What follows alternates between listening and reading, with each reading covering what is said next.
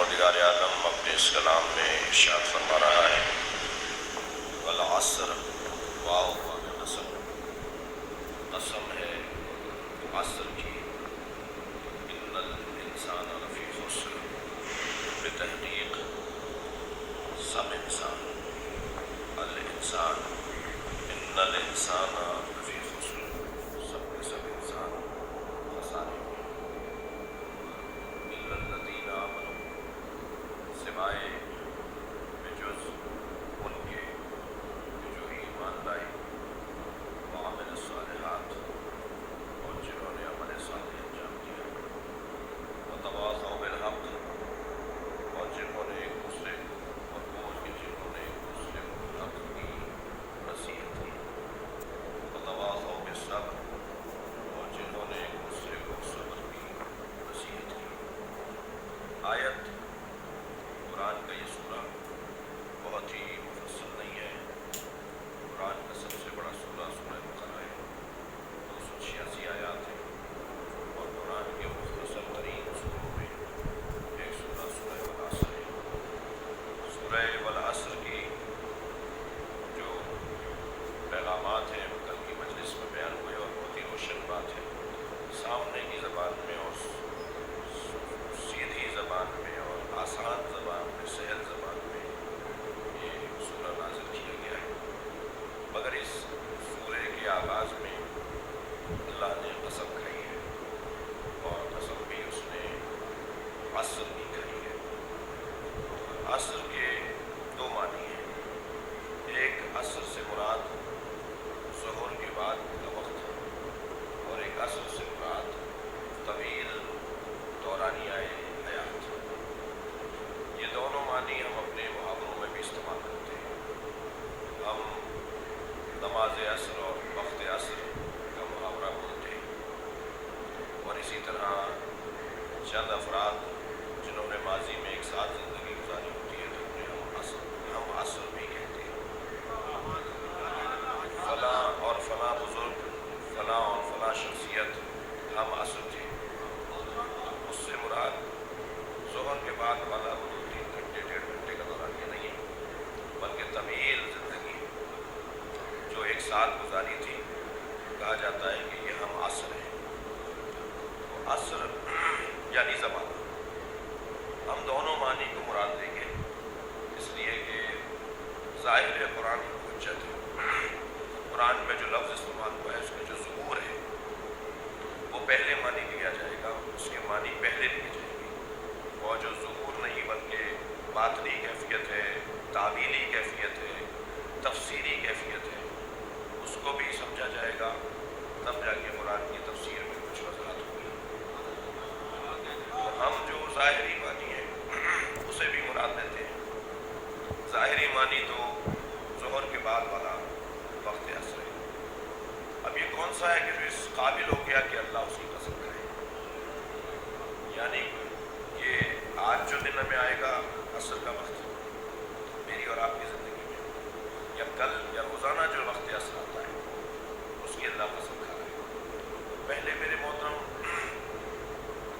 हमसिन और हमसन साथी की बात ज़हन में बिठाएं कि इन दोनों मानियों में, चाहे वो ज़ोहर के बाद वाला असर हो यानी रोज़ाना आने वाला असर हो, या एक तवील दौरानिए को असर कहा जाए, दोनों मानियों पर जो एक मानी हाकिम है वो है वक्त की कदर।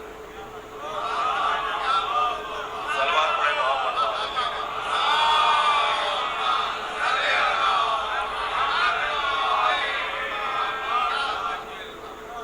ये अल्लाह ने वक्त की कसम खाकर, यानी वो वक्त चाहे 25 साल हो या वक्त वो 1 घंटे वाला हो, वक्त की कसम खाकर अल्लाह ने वक्त की कद्र को रोशन किया है। अच्छा, वक्त हरकत ज़मान को कहा जाता है। वक्त की तारीफ जो की है फलासफा ने, हरकत ज़मान को वक्त कहा जाता है। शायद आगे की मजलिसों में इस पर कुछ और ज़्यादा रुकने का इरादा है, सोचेंगे, लेकिन ये जो दौरानिया गुजरता है, चाहे वो चंद सानियों का हो या चंद, अब वो जो मुमकिन है कोई 1 साल में वो काम करे, यानी वो 1 साल का वक्त उसके लिए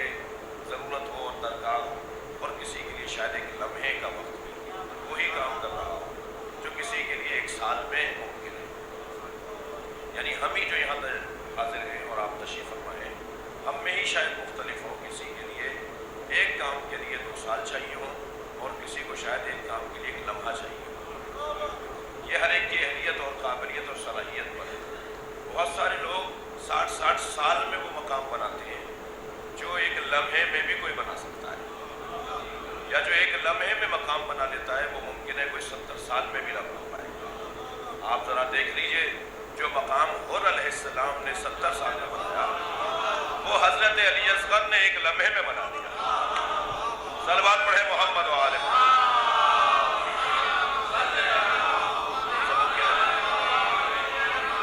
اس سے بہتر اور بلند صلوات رکھیں۔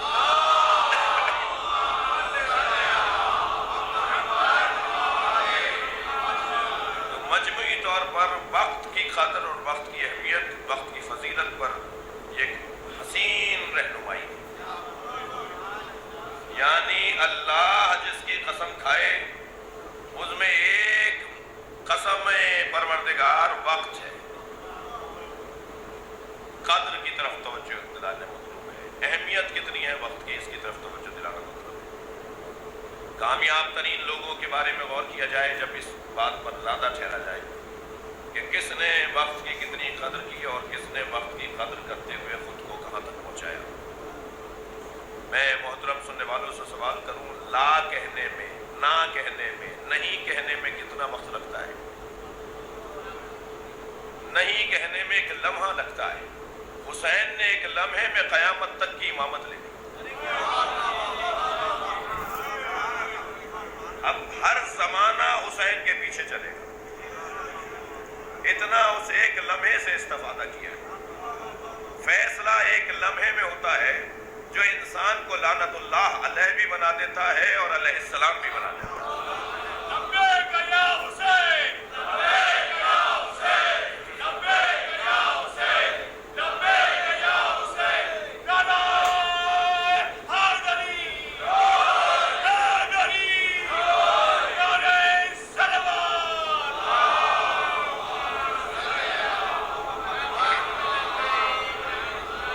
اس سے اور بہتر صلوات۔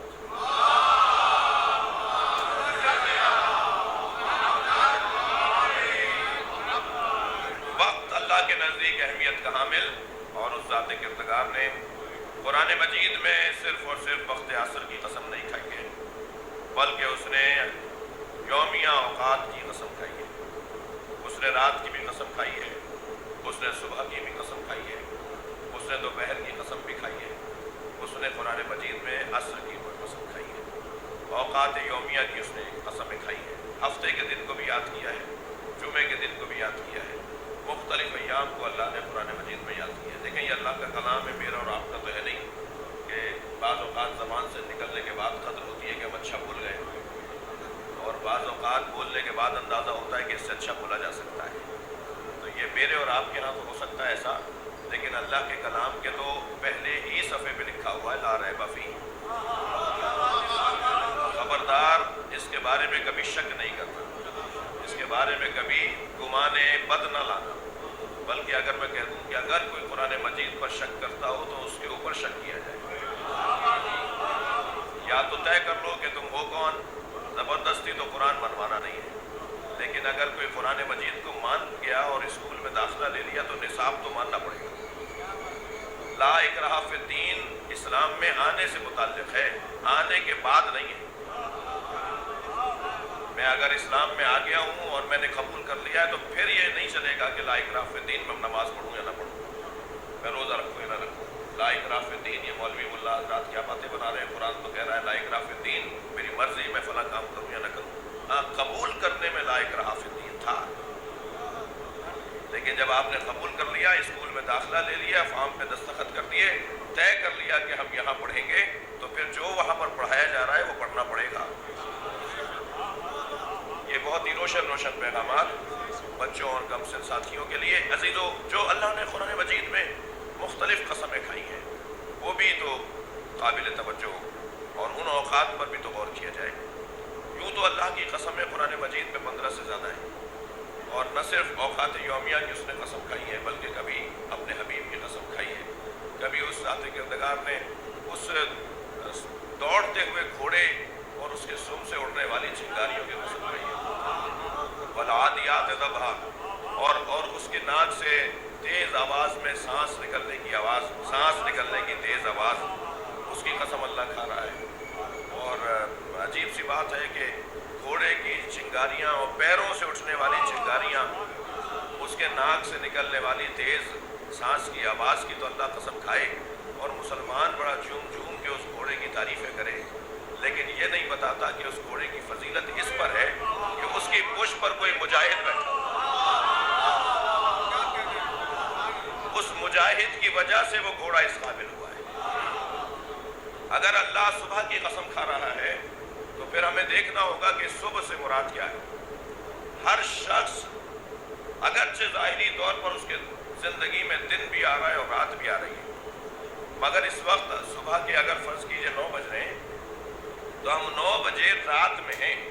توجہ چاہوں گا، ہم ابھی 2 گھنٹے بعد رات میں ہی رہیں گے۔ ہماری تو زندگیوں میں رات ہے۔ یہ جو سورج نکل رہا ہے یہ دن نہیں لے کر آ رہا، بلکہ یہ رات ہی رات چل رہی ہے۔ یہ جب رات تمام ہوگی اور ایک صبح آئے گی جس کی قسم اللہ والصبح اذا تنفسا کہہ کر کھا رہا ہے، وہ صبح وہ ہے جب امام کا ظہور ہوگا۔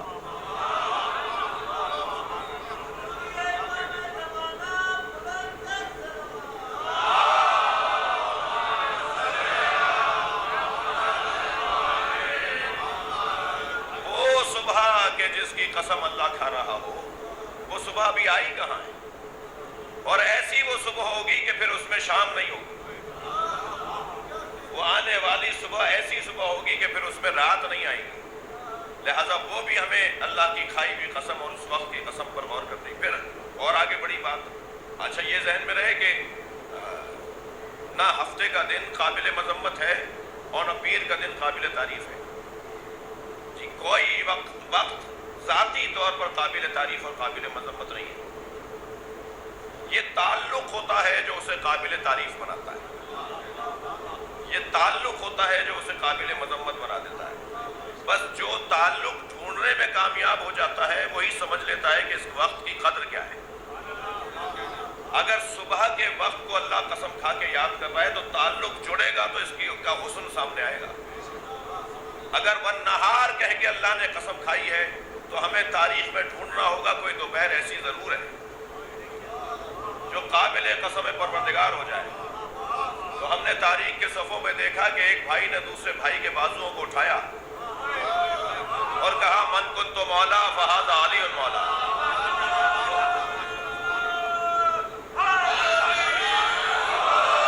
وہ دوپہر کا ہی وقت تھا کہ وہ لمحہ اتنا تاریخی بن گیا کہ قرآن میں اس کو اللہ نے جگہ دے دی۔ ہم کچھ اور باقی پڑھے تو ہمیں ایک اور قسم نظر آئی، واللیل، قسم ہے رات کی جب وہ چھا جاتی ہے۔ اس کا صفحہ بھی ہمیں نظر آ گیا کہ ایک بھائی دوسرے بھائی کے بستر پہ سویا ہے۔ صلوات پڑھے محمد و آل محمد۔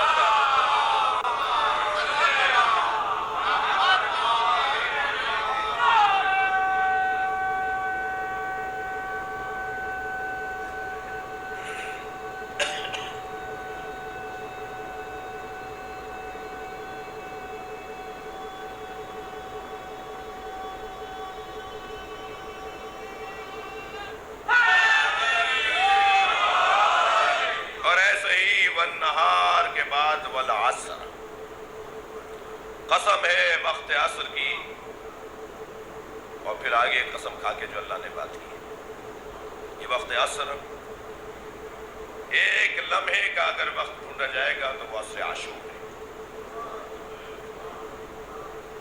کوئی بات اب تک اور نہ ہی آئندہ انشاءاللہ تفسیر معصور اور روایی تفسیروں سے ہٹ کر بات نہیں ہوگی، کوئی اپنے ذاتی خیالات نہیں ہیں۔ والعصر، قسم ہے عصر عاشور کی۔ عصر عاشور قابل قسم پروردگار ہے۔ قرآن فہمی کا ذوق رکھنے والے طالب علموں کے لیے عرض کر رہا ہوں، ممکن ہے کسی کے ذہن میں خیال آئے کہ قرآن تو پہلے نازل ہوا ہے اور عصر کا وقت تو بعد میں آیا ہے۔ کچھ آیات آپ کو ملیں گی کہ جو سمجھ میں جمائیں گی کہ جب امام کا ظہور ہو جائے گا، قرآن تو پہلے نازل ہوا ہے، امام تو بعد میں آ رہے ہیں۔ کچھ آیات ایسی ہیں جو قرآن نازل ہونے سے پہلے کے واقعات کی طرف رہنمائی کرتی ہیں، واقعہ تو پہلے گزرا ہے، قرآن بعد میں نازل ہوا ہے۔ یہ سوال یہی روشن ہو جاتا ہے کہ قرآن اللہ کا کلام ہے، اور اللہ کا کلام کبھی کوئی آج سمجھے گا اور کبھی کوئی کل سمجھے گا، اور قیامت تک کے کیونکہ معاملات کو اس میں ذکر کیا گیا ہے، اور جیسے جیسے فہم بشر بڑھتا جائے گا قرآن روشن تر ہوتا چلا جائے گا، لہذا ہر زمانے میں قرآن کی علیحدہ تفسیر کرنے کی ضرورت ہے۔ قرآن زمانہ بدلنے کے ساتھ ساتھ نہیں بدل رہا، بلکہ قرآن کی فہم زمانہ بدلنے کے ساتھ ساتھ بڑھتی جا رہی ہے۔ ہم جیسے جیسے اپنی معلومات کو بڑھائیں گے، واقعات روشن ہوں گے، سمجھ میں آئے گا کہ یہ بات جو قرآن میں کہی گئی تھی وہ اس وقت کے لیے کہی گئی۔ اب یہ جو قرآن کا مکمل عالم ہو، اس کے لیے تعجب کی کیا بات ہے کہ علی آئندہ کی باتیں بتا رہا ہے۔ جب قرآن آئندہ کی باتیں بتا رہا ہے اور آج مجھے سمجھ میں نہیں آ رہا، مگر ایک وقت لگے گا کہ پھر میں سمجھوں گا، تو جو کہہ رہا ہو کہ میرے سینے میں یہ قرآن جمع ہے، جو یہ ارشاد فرما رہا ہو کہ میں مکمل اور مجسم اور بولنے والا قرآن تمہارے سامنے کھڑا ہوں، جو اپنے سینے پہ ہاتھ رکھ کے کہتا ہو کہ پروردگار عالم نے مجھے یہ عزت عطا کی ہے کہ اپنے ساتھ مجھے گواہ رسول بنایا ہے، وہ کہ جس کے پاس علم الکتاب ہے، جس کے پاس تمام کتاب کا علم ہے، اس کے لیے آئندہ کی باتیں کرنا، مستقبل کی باتیں بتانا تعجب آور نہیں ہونا چاہیے۔ وہ اور بات ہے کہ اسے سمجھنے میں لوگوں کو دیر لگ رہی ہے، اور شاید ہماری مجلسوں کا فلسفہ ہی یہ ہے کہ اسی طرح علی سمجھ میں آ جائے۔ اگر معاشرے کو حیدر کرار سمجھ میں آ گئے تو ساری الجھنیں دور ہو جائیں گی۔ میرے مولا کا قرآن کے مطابق ہے۔ تو اب یہاں والعصر یعنی عصر عاشور، مجھے اپنے مضمون کو بھی اپنے ہاتھ میں رکھنا ہے، بہت زیادہ حاشیے میں بھی نہیں، لیکن یہاں روشن بات یہ ہے کہ عصر عاشور کی اللہ قسم کھا رہا ہے۔ یہ ہے ظاہر، اور یہ بھی ظاہر ہے کہ عصر یعنی ایک دورانیہ، ایک طویل دورانیہ، تو وہ کون سا دورانیہ ہے؟ وہ عصر مصطفیٰ ہے۔ والعصر سے مراد، بڑی توجہ آپ کی شکر گزار، والعصر سے مراد عصر مصطفیٰ، نبی کا زمانہ۔ اب نبی کا زمانہ کتنا؟ کچھ 23 برس کی نبوت مانتے ہیں اور کچھ 63 برس کی نبوت مانتے ہیں۔ میں تو کہتا ہوں کہ یہ دونوں باتیں اس لیے نادرست ہیں کہ جب سرکار نے خود فرما دیا ہو کنت نبیا وآدم بین الماء والطین، میں اس وقت بھی نبی تھا جب آدم ابھی آب و گل کی درمیانی کیفیت میں تھے۔ صلوات پڑھے محمد و آل محمد۔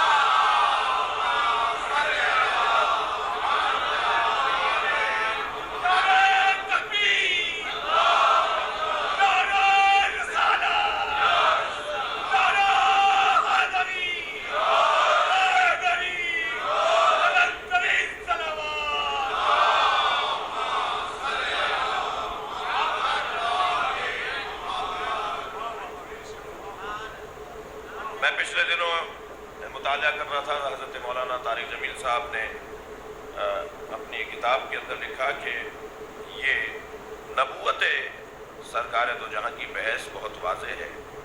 سرکار کو 23 برسوں اور 63 برسوں میں تلاش نہ کیا جائے، بلکہ سرکار کو حضرت آدم سے پہلے ڈھونڈا جائے۔ اور یہ جو حدیث میں نے آپ کو سنائی ہے، انہوں نے اس سے کچھ معمولی سے فرق کے ساتھ وہ حدیث بیان کی۔ انہوں نے کہا کنت نبیا وآدم بین الجسد والروح۔ جو اہل سنت کے مطابق انہوں نے حدیث سنائی کہ نبی نے فرمایا میں نبی تھا کہ جب ابھی آدم جسم اور روح کی درمیانی کیفیت میں تھے، ابھی ان کے جسم کو اور ان کی روح کو جوڑا جا رہا تھا، میں اس وقت بھی نبی تھا۔ محترم سننے والوں سے ہاتھ جوڑ کر کہوں گا کہ حدیث پوری سنی جائے اور پوری بیان کی جائے۔ حدیث پوری یہ ہے کہ کنت نبیا وآدم بین الماء والطین وکان علی ولیا وآدم بین الماء والطین۔ صلوات پڑھے محمد و آل محمد۔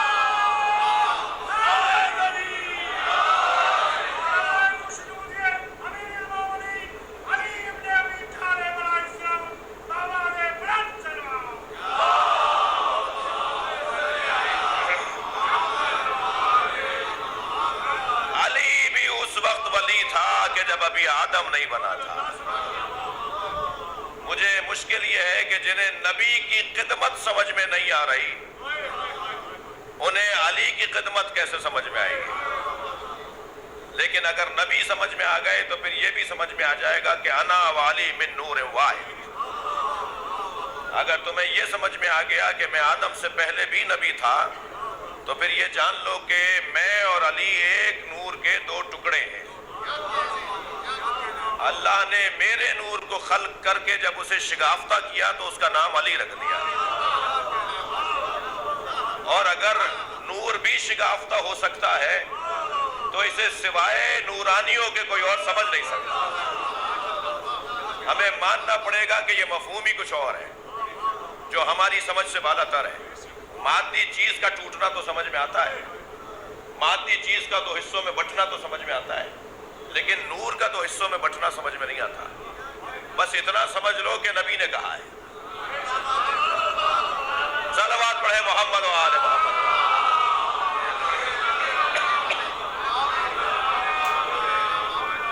جب اللہ نے میرا نور خلق کیا، آپ کی سماعتیں، جب اللہ نے میرا نور خلق کیا تو میرے نور کا ٹکڑا کیا، اس ٹکڑے کو علی نام دے دیا۔ صاحبان دقت بیٹھے ہیں، مجھے کچھ پیغامات بھی دینے، سال بھر کی الجھنوں کو بھی نہیں 10 دنوں میں نمٹانا ہے، اور ان میں سے ایک الجھن یہ ہے کہ جو ٹکڑے ہو جائے، جو جز کا جز ہو جائے، جو ایک جز دوسرے جز کا محتاج ہو جائے، وہ اللہ نہیں ہوتا۔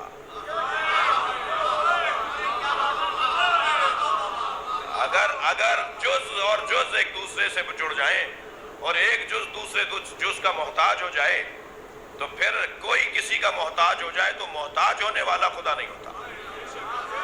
اس لیے کہ یہ اسلام کی الف بے ہے، اللہ الصمد، اللہ بے نیاز ہے، وہ ہر ایک سے بے نیاز ہے۔ لہذا جب مولا علی کا اللہ نے نبی کے نور سے حصہ بنایا ہے تو علی کو نبی کا محتاج بنا دیا اور نبی سے کہلوایا نعت علی مزارہ لا جائے۔ صلوات پڑھے محمد و آل محمد۔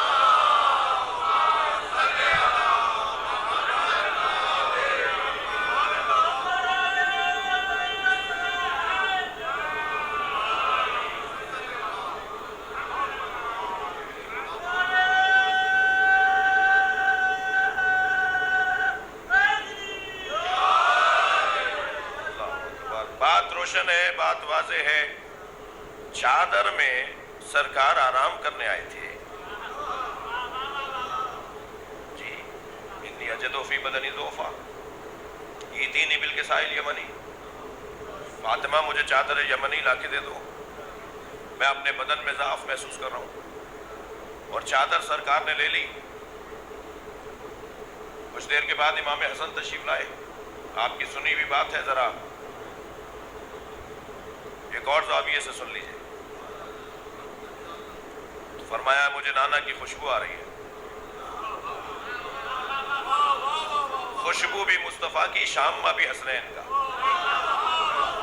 یہ شامہ ہر ایک کا نہیں ہے جی، خوشبو آ رہی ہوتی ہے، بعض اوقات کسی کو خوشبو ہوتی ہے مگر بعض کو محسوس ہوتی ہے، بعض کو نہیں ہوتی ہے۔ تو یہ جسے محسوس نہیں ہوتی وہ نااہلی ہے،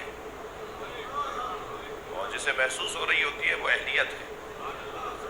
دسترخوان پر کھانا رکھا ہوا ہے، طرح طرح کے لذیذ کھانے چنے ہوئے ہیں، اور ایک صاحب بار بار ہر غذا پر کہہ رہے ہیں یہ میں نہیں کھا سکتا، مجھے یہ بیماری ہے، وہ کھا لوں گا تو یہ ہو جائے گا، یہ کھا لوں گا تو یہ ہو جائے گا۔ تو اس میں اس کا قصور ہے یا کھانے کا؟ اگر اللہ کی نعمتوں سے کوئی مستفید نہ ہو پا رہا ہو تو بیمار تو وہ ہے جی، اس کھانے کے اندر کوئی عیب نہیں ہے۔ مولا حسن فرما رہے ہیں اماں مجھے نانا کی خوشبو آ رہی ہے۔ فرمایا تمہارے نانا چادر کے نیچے روک دیتی بی بی کہ نانا آرام کر رہے ہیں، لیکن جانے دیا۔ امام حسین آئے، وہی جملے کہے۔ فرمایا تمہارے بھائی کے ساتھ نانا چادر میں، روک دیتی کہ نانا آرام کر رہے ہیں، مگر امام حسین کو بھی جانے دیا۔ فرض محال بھی فرض کرنا مجھے تکلف ہے۔ امام حسن حسین کو نہیں معلوم تھا مولا علی تشریف لے آئے، ان بچوں کی خاطر کہہ دیا مگر انہیں روک دیتے۔ مگر انہوں نے کہا کہ میں اپنے بھائی رسول اللہ کی خوشبو محسوس کر رہا ہوں۔ اب سوال یہ ہے کہ چادر میں تو حسنین بھی تھے، مگر مولا علی کو حسنین کی خوشبو کیوں نہیں آ رہی؟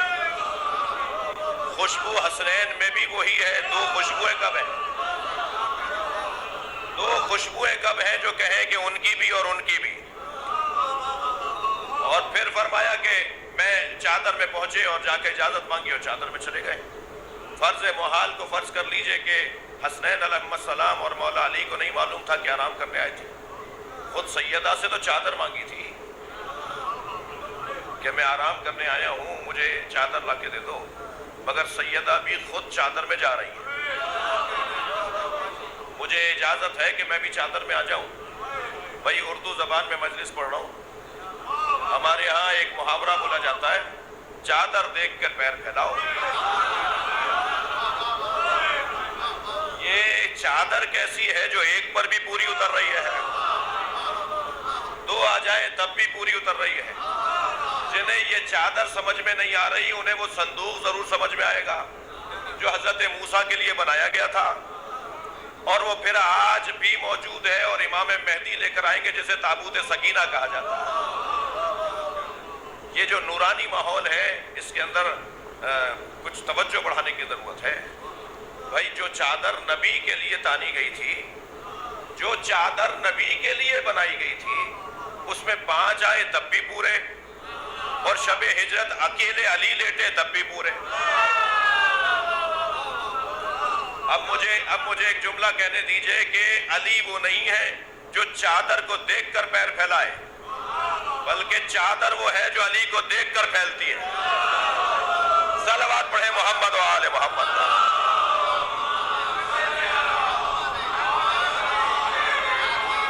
اس سے بہتر اور بلند صلوات۔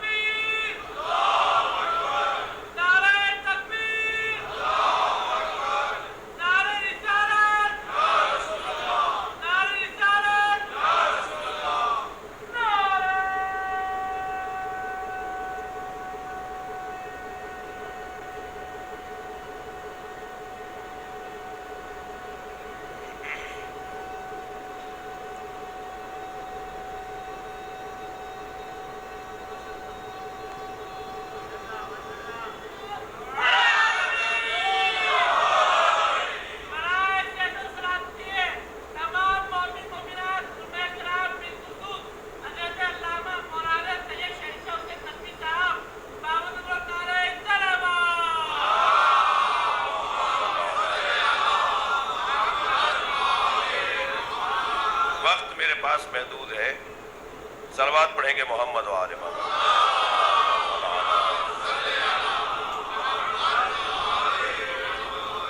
عزیزان گرامی، اب وہ حسین منظر، وہ جو سب چادر میں جمع ہوئے، اور یہ چادر میں جمع ہونا کتنی بڑی سعادت ہے کہ جبریل بھی آرزو کریں یا اللہ میں بھی ان میں چھٹا ہو جاؤں، اور اللہ نے جبریل کو جانے کی بھی اجازت دی۔ بھائی معاملہ بہت روشن ہے، جہاں جبریل آتے ہوں اگر وہ تمہارا گھر ہے تو پنجتن کو اپنے جیسا بولو، لیکن جبریل امی کا جہاں گزر ہو، اور جس چادر میں جانے کے بعد جبریل امی بھی اس کا حصہ ہونا، جس چادر میں جانے کی آرزو کریں، وہ چادر بھی معمولی نہیں ہے اور چادر میں آنے والے بھی معمولی نہیں ہیں۔ آپ کی دقتیں بھرپور ہیں تو ایک جملہ یہی کہہ دوں، 24 ذی الحجہ 9 ہجری آیہ تطہیر نازل ہوئی، 25 ذی الحجہ 9 ہجری آیہ مباہلہ نازل ہوئی۔ ایک دن پہلے آیہ تطہیر، ایک دن بعد آیہ مباہلہ۔ اگر کسی کو چادر میں آئے ہوئے پنجتن نظر نہ آئے ہو تو نبی نے میدان میں لے جا کے دکھا دیے۔ صلوات پڑھیں محمد و آل محمد۔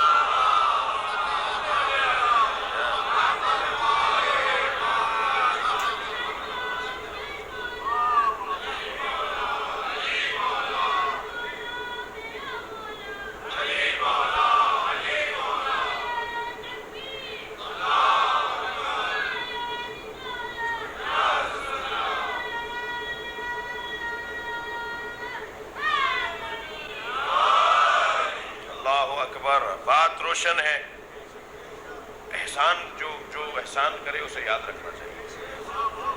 هل جزاء الاحسان الا الاحسان. اگر کوئی احسان کرے تو اس کا بدلہ دینا ہے، اور احسان کا بدلہ ہر ایک اپنی حیثیت سے دے گا. وہ جو احسان کریں گے وہ اپنی حیثیت سے، اور آپ اور ہم جو اس کا بدلہ دیں گے وہ اپنی حیثیت سے. بڑا احسان کیا جناب ام سلمہ نے. حضرت ام سلمہ رضوان اللہ تعالی علیہ بڑا احسان کیا. حضرت ام سلمہ، حضرت ام المؤمنین حضرت ام سلمہ چادر میں آنے کا ارادہ کیا. اگر چادر میں وہ آنے کا ارادہ نہ کرتی تو یہ بحث ہی باقی رہتی کہ اہل بیت کون ہیں اور ازواج کون ہیں. لیکن انہوں نے اس بحث کو مکمل کر دیا، اور چادر میں آنے کا جب ارادہ کیا تو سرکار نے کونا کھینچ کے فرمایا تم خیر پر ہو مگر اہل بیت میں نہیں ہو. تو اہل بیت اور ان 5 ہستیوں کو اللہ نے قرآن مجید میں اسی سورہ مبارکہ احزاب کے اندر جو مسلسل 32ویں اور 33ویں آیت ہم تلاوت کرتے ہیں، یہ آیت اطہیر پوری آیت نہیں ہے، ہاں وقف جائز ہے. پوری آیت تو اس کے پہلے بھی آیت ہے، یعنی آیت چل رہی ہے، آیت کا اختتام ہے یہ آیت اطہیر، یعنی مکمل آیت نہیں ہے آیت اطہیر. یہ 33ویں پوری آیت نہیں ہے. کہیں تو سنا دوں پوری آیت، مضمون سے ہٹا ہوا بھی نہیں ہو. جی 32ویں آیت شروع ہو رہی ہے یہاں سے، یا نساء النبی، صلوات پڑھیں.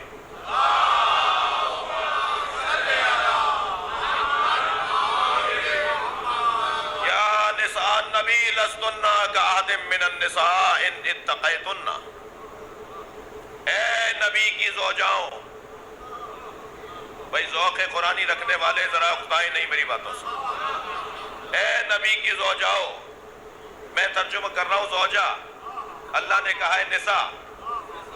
ممکن ہے مجھے ممبر سے اترنے بھی کوئی نہ دے کہ ترجمہ ٹھیک کیجئے، ترجمہ کیجئے اے نبی کی عورتوں. تو جواب یہ دوں گا کہ اس کے بعد والا قرینہ بتا رہا ہے کہ یہ ہر نبی کے گھر میں بسنے والی خاتون محترم کو نہیں پکارا گیا. وہاں کنیزیں بھی تھیں، وہاں بیٹی بھی تھی، وہاں زوجائیں بھی تھیں، اور وہاں زوجاؤں سے جڑی ہوئی بچیاں بھی تھیں. اور اگر یا نساء النبی کا ترجمہ کریں اے نبی کی عورتوں، تو ہماری بچیاں بھی نبی کی ہی ہیں. لہٰذا یہ ترجمہ نہیں ہوگا کہ اے نبی کی عورتوں. بعد والا قرینہ بتا رہا ہے کہ زوجاؤں سے متعلق بات ہو رہی ہے.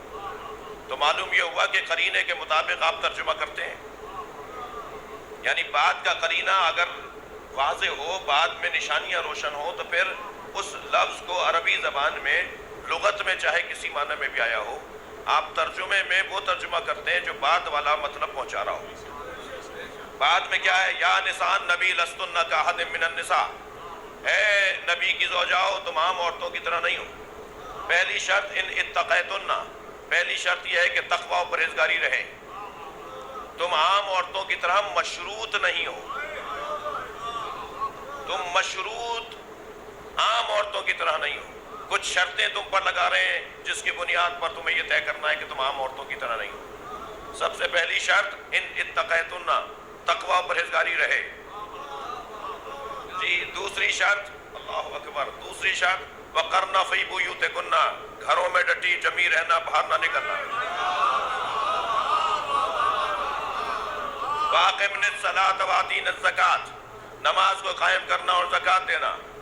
ولا تبرجن تبرج الجاہلیت الاولیٰ، اور زمانہ جاہلیت کی طرح بناؤ سے گھار نہ کرنا. اور پھر ارشاد ہوا وآتی اللہ ورسولہ، اللہ اور اللہ کے رسول کی اطاعت کرنا. یہ 6 شرطیں لگانے کے بعد کہا انما یرید اللہ لیذھب عنکم الرجس اہل البیت ویطہرکم تطہیرا. اور اہل بیت اللہ نے یہ ارادہ کر لیا ہے، اللہ کا یہ ارادہ ہے اور رہے گا کہ تمہیں ہر رجس سے دور رکھے اور ایسا پاک رکھے جیسا پاک رکھنے کا حق ہے. ایک ہی آیت میں 2 لہجوں کی آیت، ایک ہی آیت میں 2 لہجوں کے پیغام.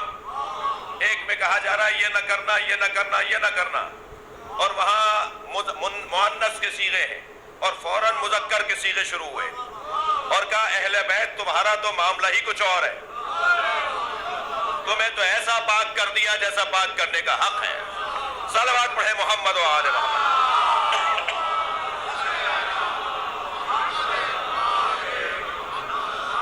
عزیزان گرامی، چادر میں جب نبی نے ان 5 کو لے لیا اور حضرت ام سلمہ کو فرما دیا کہ تم خیر پر ہو مگر اہل بیت میں نہیں ہو، تو اس کے بعد مولا نبی نے ان 5 کو ایک جگہ جمع کر کے کہا ہا اولائے اہل بیتی، یہ میرے اہل بیت ہیں. حدیث قصہ بھی عجیب حدیث ہے. یہ ایک ہی وقت میں قرآن بھی ہے، یہ ایک ہی وقت میں حدیث قدسی بھی ہے، یہ ایک ہی وقت میں بی بی زہرا کی حدیث بھی ہے، یہ ایک ہی وقت میں مولا علی کا کلام بھی ہے، یہ اسی وقت میں حسن و حسین کا کلام بھی ہے، یہ اسی وقت میں نبی کا کلام بھی ہے. جتنے بھی کلام کی قسمیں بنتی ہیں ایک جگہ دیکھنی ہو تو اسے حدیث قصہ کہا جاتا ہے.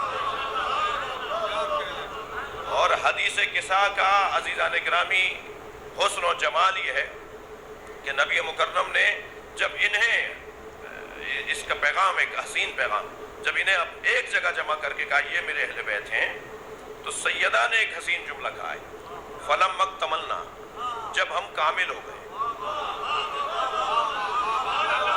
نبی نے فرمایا تھا میں اپنے بدن میں ضعف محسوس کر رہا ہوں. سیدہ فرما رہی ہیں جب ہم کامل ہو گئے. پیغام یہ ہے کہ ضعف بدن نبی نہیں تھا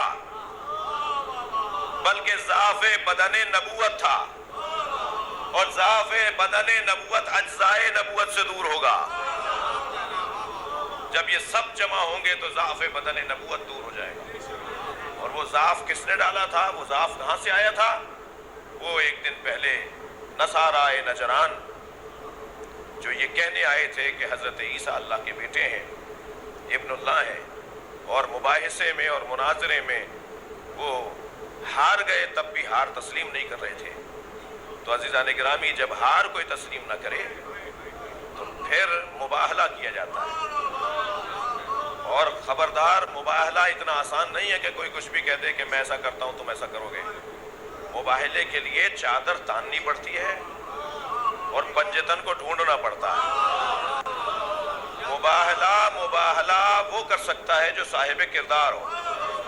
زمین نے ابو ذر سے زیادہ سچے کا بوجھ نہیں اٹھایا، اور آسمان نے ابو ذر سے زیادہ کے اوپر سایہ نہیں کیا. اتنا بڑا سچا بھی مباہلے میں نہیں گیا. سرکار لے جاتے نا حضرت ابو ذر غفاری کو بھی، مگر ابو ذر غفاری مباہلے میں نہیں گئے. آمادہ ہے تو جملہ کہوں، حضرت ابو ذر اتنے سچے ہونے کے بعد بھی مباہلے میں نہیں گئے، تو ماننا پڑے گا کہ مباہلے میں سچوں کو ہی نہیں لے کر گئے بلکہ ان سچوں کو لے گئے جو جھوٹوں پہ لعنت کرنے کے قابل ہیں. صلوات پڑھے محمد و آل محمد.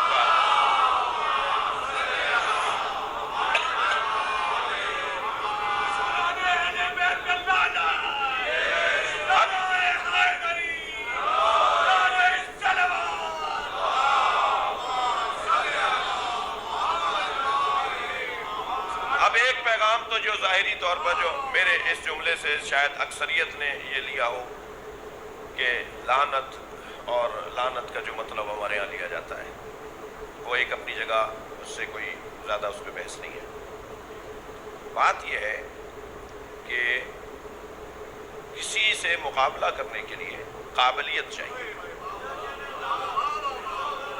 کسی کے سامنے آ کر رکنے کے لیے قابلیت چاہیے. یہ پنجتن کا قصہ، یہ حدیث قصہ کا قصہ، یہ مباہلے میں پنجتن کے جانے کا واقعہ، یہ قابلیت اہل بیت کا واقعہ ہے.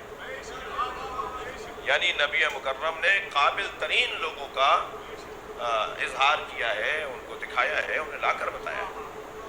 بس بہت کچھ کہا جا سکتا ہے، وقت تنگ ہو رہا ہے. ایک جملہ کہوں گا، غدیر میں صرف علی کو ہاتھوں پہ اٹھا کے دکھایا تھا، مباہلے میں پنجتن کو دکھایا ہے. منظر وہی ہے، کیفیت وہی ہے، تاکہ کل کو کوئی نہ کہہ پائے کہ کون سا علی. اور آج 1400 سال کے بعد یہ اسٹیکر نہ چھاپے جائے کہ پنجتن سے مراد کون ہے.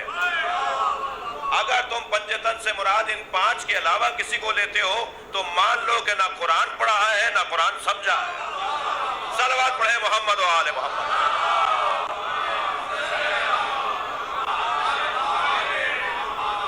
بلندتر صلوات پڑھیں گے۔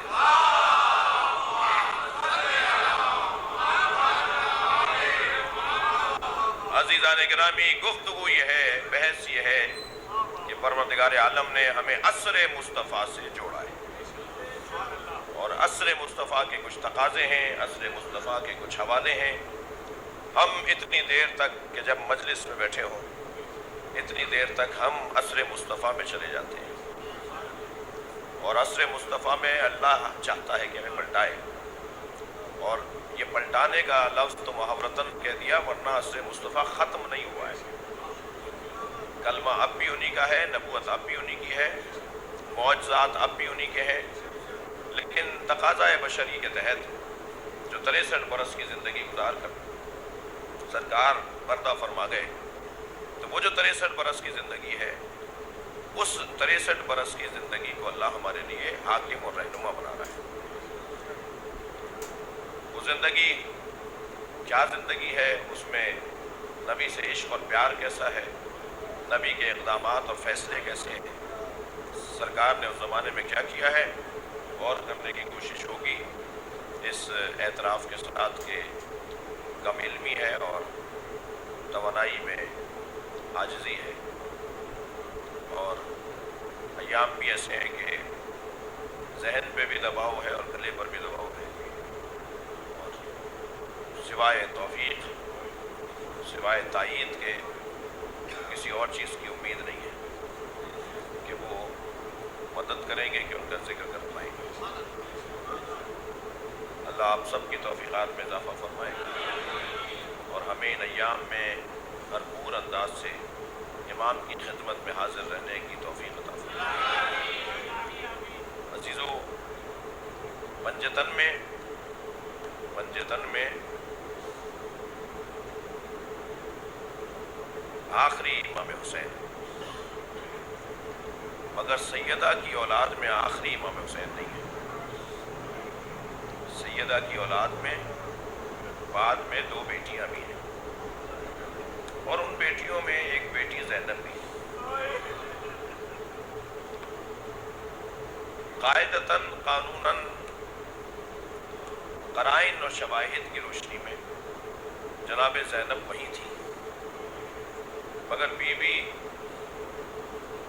ام سلمہ رضی اللہ تعالیٰ عنہ کے لیے تو ملا کہ آپ چادر میں آنے کے لیے سوچ رہی تھی، چاہا بھی، لیکن کسی روایت میں، ضعیف قوی روایت میں کہیں نہیں ملا کہ جناب زینب نے بھی آنے کی کوشش کی۔ وہی ہے، دیکھ رہی ہے۔ قاعدہ یہ کہتا ہے عام واقعہ نہیں ہو رہا، یہ معمول سے ہٹ کے واقعہ ہو رہا ہے۔ جب گھر میں بچے موجود ہیں، ماں باپ موجود ہیں، تو بیوی کہاں ہوگی؟ قانون تو یہ کہتا ہے کہ وہی ہے، مگر چادر میں آنے کی کوشش بھی نہیں کی۔ جانتی ہیں یہ میری جگہ نہیں ہے۔ سمجھداریاں قربان ہوں جس پر اسے عقیلہ بنی ہاشم کہا جاتا ہے، جو بنی ہاشم میں سب سے زیادہ سمجھدار خاتون، سمجھداروں کا قبیلہ ہے، معاملہ فہموں کا قبیلہ ہے، مگر اس میں جناب زینب چادر میں نہیں آ رہی، اس لیے کہ جس پر یہ چادر آئے گی وہ عصمت کبریٰ پر فائز ہے، اور عصمت کبریٰ پر جو فائز ہو اس کا ایک تار منہ بھی سورج نہیں دیکھ سکتا۔ لہذا جب مولا علی کو رسیاں ڈال کے لے جا رہے تھے تو سیدہ نے آواز دی تھی، خلو ابو الحسن، ابو الحسن کو چھوڑ دو۔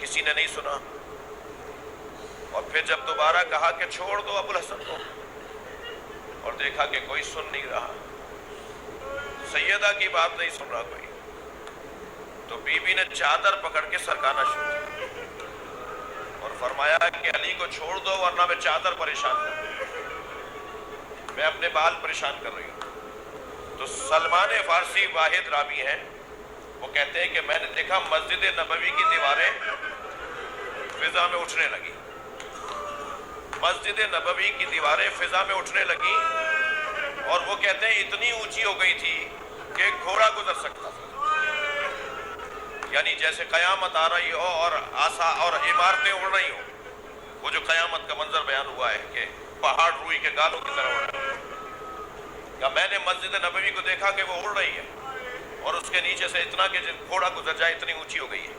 جب اس منظر کو علی نے دیکھا تو کہا فاطمہ چادر پریشان نہ کرنا، قیامت آ جائے گی۔ یعنی اگر معصومہ کا ایک بال سورج دیکھ لے، معصومہ کا ایک بال کوئی نامحرم دیکھ لے تو قیامت آ جائے۔ زینب کو پتا ہے کہ مجھے کہاں جانا ہے، اجرکم اللہ، اجرکم اللہ۔ جناب زینب کو معلوم ہے کہ مجھے کوفہ جانا ہے، جناب زینب کو معلوم ہے کہ مجھے شام جانا ہے۔ بی بی جانتی ہے کہ بھرے بازار میں کہا جائے گا یہ حسین کی بہن ہے، یہ علی کی بیٹی ہے۔ اجرکم اللہ، اجرکم اللہ۔ خدا کسی غم میں نہ رلائے، ہمیں رونے اور رلانے والوں میں قرار دے۔ عزادارو، آج 2 محرم ہے، آج 2 محرم ہے۔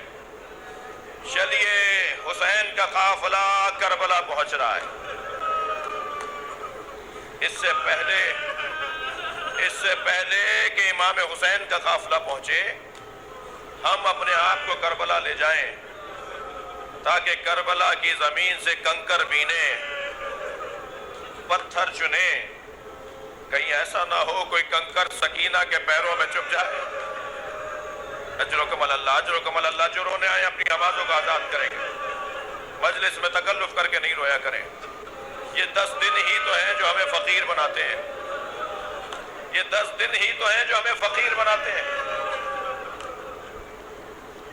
میرے مولا نے مدینہ چھوڑا، میرے مولا نے مدینہ چھوڑا، اس حالت میں مدینہ چھوڑا کہ حسین ابن علی نانا کا شہر چھوڑتے ہوئے مڑ مڑ کے قبر مصطفیٰ کو دیکھ رہے ہیں، اور ماں کی قبر پر تو ایسے آئے جیسے چھوٹا بچہ ماں کی گود میں آ کے بیٹھتا ہے، جیسے چھوٹا بچہ ماں کی آغوش میں آ کے لیٹ جائے، اور قبر مادر سے کہتے رہے اماں مدینہ ہم پہ تنگ ڈال دیا گیا۔ بہن کو تیار کیا، حضرت عباس کو فہرست دی کہ کون کون ہمارے ساتھ جائے گا۔ عزادارو، جن کے نام فہرست میں نہیں تھے کوئی ان کے دل سے پوچھے، حسین فہرست بنا رہے ہیں اور اس میں ایک بیٹی کا نام نہیں ہے، حسین ایک فہرست بنا رہے ہیں، اس میں گھر کی معمر اور مسن بیویوں کے نام نہیں۔ جب محملیں تیار ہونے لگیں تو حضرت عباس سے خاندان کی رہ جانے والی بیویوں نے کہا، خاص طور پر بزرگ خواتین نے کہا کہ حسین کو بیت الشرف میں حویلی میں بلا لو۔ جب امام حسین حویلی میں آئے تو کیا دیکھا، تینوں معمر بیویاں، ایک جناب ام سلمہ ام المومنین امام حسین کی نانی، دوسری بیوی بی بی ام البنین حضرت عباس کی والدہ، اور تیسری بیوی ام ہانی مولا حسین کی پھوپھی مولا علی کی بہن۔ یہ تینوں ضعیف بیویاں ہیں اور وہ بیٹی بھی کھڑی ہے۔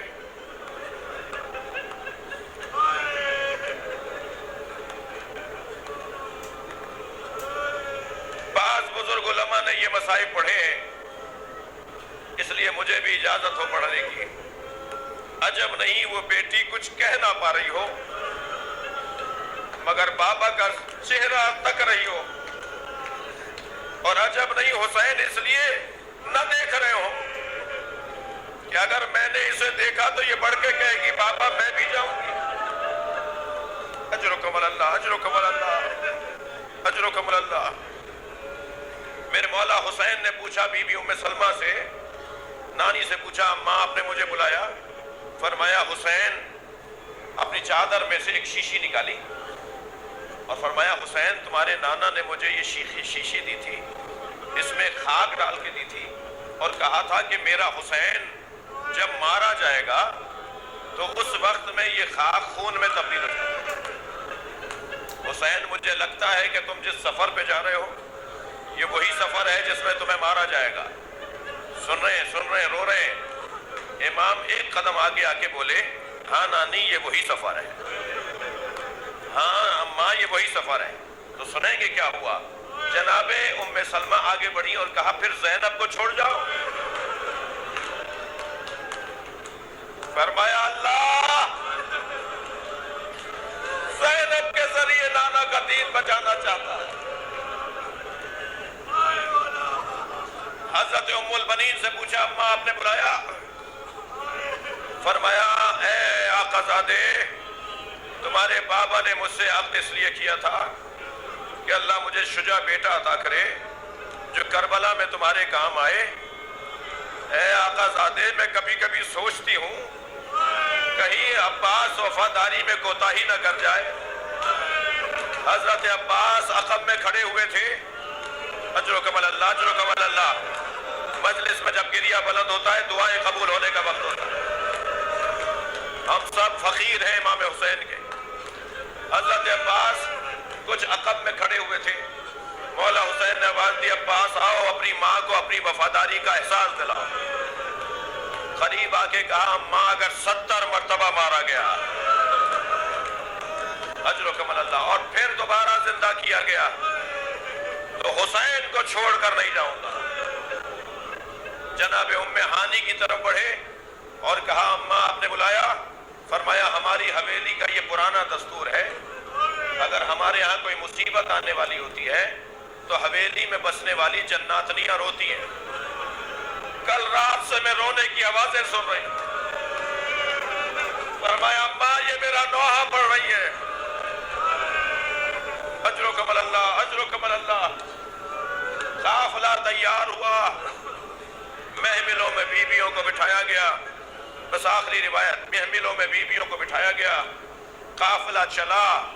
ابھی قافلہ شہر سے باہر گیا تھا کہ ایک مرتبہ حضرت عباس نے آ کر فرمایا مولا ہمارے قافلے کے پیچھے ایک مختصر سا قافلہ آ رہا ہے۔ مولا حسین نے فرمایا عباس پتہ کرو کون ہے؟ کہ مولا صحابی پیغمبر ہیں حضرت عبداللہ ابن عروہ غفاری۔ جیسے ہی نانا کے صحابی کا نام سنا امام نے ذوالجناح کو آواز دی ہے میرے گھوڑے اے ذوالجناح مجھے نانا کے صحابی تک پہنچا دے۔ گھوڑا مڑا، امام قریب آئے، کیا دیکھا 3 لوگ ان کے ہمراہ ہیں، یعنی وہ ہیں ایک بیٹا اور ایک غلام ہے اور چند سواریوں پر سامان لدا ہوا ہے۔ یہ مختصر سا قافلہ ہے مگر بڑھاپا اور ضعیفی ایسی ہے کہ ہاتھ پیروں میں راشا ہے، بال سفید ہے، کمر خمیدہ ہے۔ امام نے آگے بڑھ کر کہا نانا کے صحابی عبداللہ اس بڑھاپے میں کہاں کا ارادہ ہے؟ فرمان لگے حسین تم چھوٹے تھے، نبی خطبہ دے رہے تھے، تم مسجد میں داخل ہوئے، تمہارا پیر کرتے میں الجھا، تم زمین پر گرے، نبی نے منبر چھوڑ دیا، تمہیں گود میں اٹھا کر اپنے ساتھ بٹھایا اور ہم سے مخاطب ہو کر کہا اسے اچھی طرح دیکھو، میرا حسین اگر مدینہ چھوڑے اس کے ساتھ اس کے بچے بھی ہوں اور تم میں سے کوئی زندہ رہ جائے تو میرے حسین کی مدد کرنے ضرور جانا۔ اے حسین میں بوڑھا ضرور ہوں مگر مجھے نبی کی وصیت پر عمل کرنا۔ امام نے گلے لگا کے گریہ کیا، فرمایا پھر آپ چلیے ہمارے قافلے میں چلیے، عباس آپ کی خدمت کریں گے، علی اکبر آپ کے کام آئیں گے۔ تو ہاتھوں کو جوڑ کر کہا تم آگے چلو گے میں کچھ فاصلے سے پیچھے چلوں گا۔ امام نے اس کی حکمت پوچھی کہ آپ علیحدہ کیوں رہنا چاہتے ہیں؟ تو آنکھوں میں آنسو بھر کے کہنے لگے اس قافلے میں زینب ہے، جس قافلے میں نبی زادیہ ہو، میں کہوں گا عبداللہ 11 محرم کو ہوتے تو دیکھتے، زینب